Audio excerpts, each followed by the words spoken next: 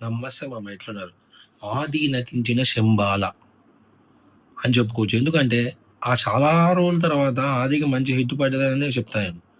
ఈ సినిమాలో మంచి మంచి సీక్వెన్సెస్ ఉన్నాయి. పాజిటివ్‌గా వచ్చేసరికి సినిమా కథ గూడా బావుంది. సినిమాలో ఉన్న సీక్వెన్సెస్ బాగా రాసుకున్నాడు. సినిమాకి సంబంధించిన మ్యూజిక్, బ్యాక్‌గ్రౌండ్ స్కోర్ ప్రతీదీ వర్కౌట్ అయింది సినిమాకి. ఒక సినిమా హిట్ అవుతుందంటే ప్రతి క్యారెక్టర్ గాని, ప్రతీది వర్కౌట్ అయిపోతది సినిమాకి. అట్లా ఈ సినిమాకి అన్నీ వర్కౌట్ అయినాయి. అండ్ ఆ బ్యాక్‌గ్రౌండ్ స్కోరు 'శ్రీచరణ్' ఆయన పేరేదో ఉంది. 'శ్రీచరణ్ పాకలానా?' 'శ్రీచరణ్ పాకల' మస్త్ ఇచ్చిండు. అండ్ ఆది యాక్టింగ్ మాత్రం ఎక్స్ట్రార్డినరీ చేసిండు. అది ఆటోమేటిక్‌గా చేసాడనుకోండి. అండ్ సినిమా స్టోరీకొచ్చేసరికి పైనుంచి ఒక ఆస్ట్రోనాట్ పడతది. బట్ ఈ సినిమా అసలు గోస్ట్ స్టోరీ ఎట్లా అయింది? ఆస్ట్రోనాట్ పడ్డాక ఈయన నోటిఫికేషన్‌కొస్తాడు. దాన్నందరూ భూతం, భూతం అంటా ఉంటారు. బట్ అది భూతమా? భూతం కాదా?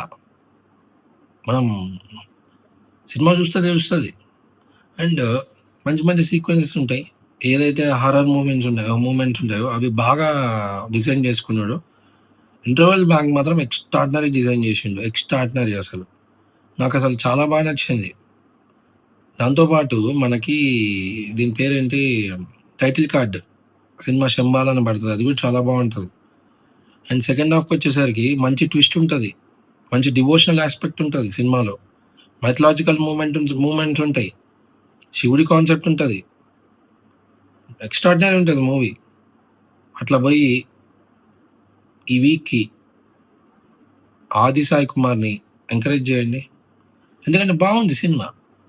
మరీ సోళ్ళు ఇవన్నీ పెట్టకుండా బావుంది. చాలా నీట్‌గా తీసుకుపోయిండు. ఏదైతే చూపిద్దాం అనుకున్నాడో అదే చూపించిండు.